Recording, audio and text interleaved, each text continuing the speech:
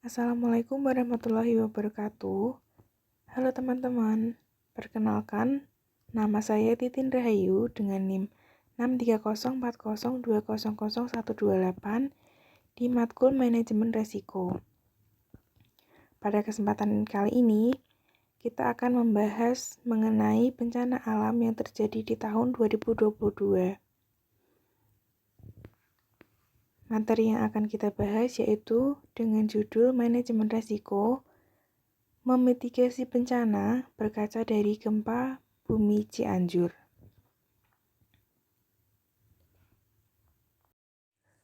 Kerusakan parah akibat gempa Cianjur. Gempa bumi dengan magnitudo 5,6 di Cianjur, Jawa Barat pada Senin 21 November 2022. Akibat dari gempa Cianjur ini yaitu meluluhlantahkan rumah, sekolah, pesantren, hingga rumah sakit.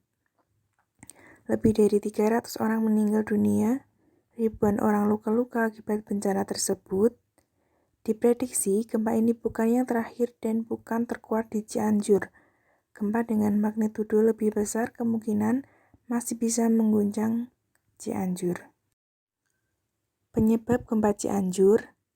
Ada dua kemungkinan sesar utama penyebab gempa Cianjur, yaitu sesar tua yang seusia sesar Cimandiri atau sekitar 20 tahun yang tak terpetakan akibat tertutup endapan gunung api muda yang berusia di bawah 1 juta tahun atau sesar yang baru terbentuk oleh proses geologi. Gempa Cianjur disebabkan aktivitas sesar aktif lempeng Eurasia dengan tipe sesar geser. Mengingat lokasi gempa di daratan dengan kedalaman hanya 10 km, maka efek kerusakan yang ditimbulkan akan lebih besar. Literasi dan riset bencana. Yang pertama, memasifkan literasi bencana. Sosialisasi literasi bencana harus melibatkan banyak stakeholder, misalnya pemerintah daerah.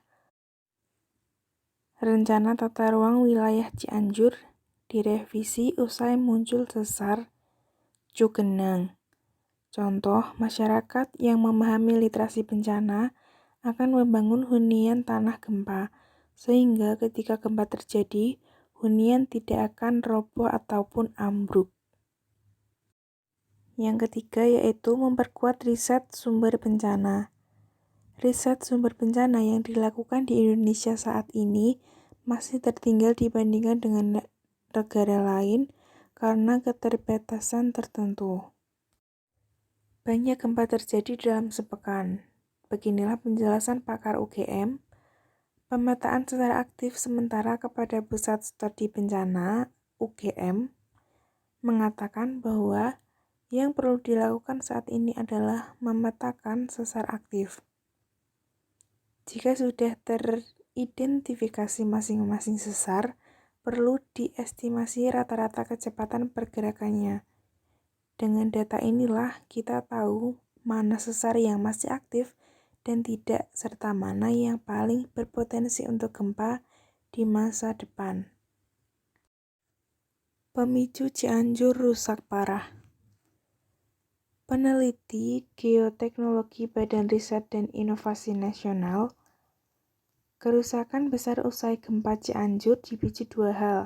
Yang pertama, kondisi geologi di Cianjur. Dia menyebut Cianjur merupakan daerah endapan gunung api muda. Kondisi ini membuat efek guncangan gempa bumi terasa lebih kuat dan besar. Yang kedua yaitu bangunan yang berada di Cianjur tidak tahan gempa, sehingga saat guncangan kuat akibat gempa terjadi, rumah menjadi mudah rusak dan ambruk. Itulah yang menyebabkan banyak korban jiwa karena terkena reruntuhan bangunan. Pada dasarnya, gempa bumi dengan magnitudo sebesar apapun tidak mematikan. Korban jiwa yang ditimbulkan umumnya dipicu bangunan yang ambruk. Dia mengambil contoh Jepang. Di negara yang dijuluki negara matahari terbit itu, gempa bumi ini merupakan hal biasa. Jumlah korban jiwa akibat gempa bumi bisa ditekan sekecil mungkin melalui bangunan tahan gempa. Di Jepang itu, kalau ada gempa magnitudo, bangunan-bangunan bertingkat mereka tetap aman, tidak ada yang rubuh, jelasnya. Manajemen risiko sebuah perusahaan yang harus melakukan antisipasi untuk menghadapi sebuah bencana alam. Di sini ada 3. Yang pertama, menyiapkan staf khusus untuk memeriksa dan mengevaluasi risiko yang sering dialami.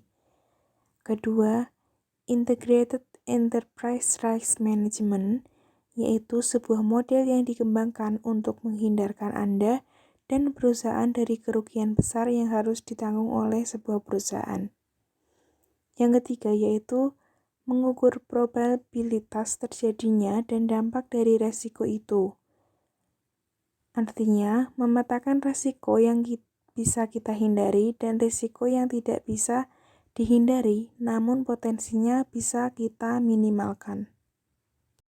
Sekian penjelasan mengenai bencana alam yang terjadi di tahun 2022, khususnya bencana alam gempa bumi di Cianjur. Saya Titin Rahayu dengan NIM 128, pamit undur diri, mohon maaf untuk segala kekurangan dalam penyampaian. Wabillahi taufiq wal hidayah. Wassalamualaikum warahmatullahi wabarakatuh.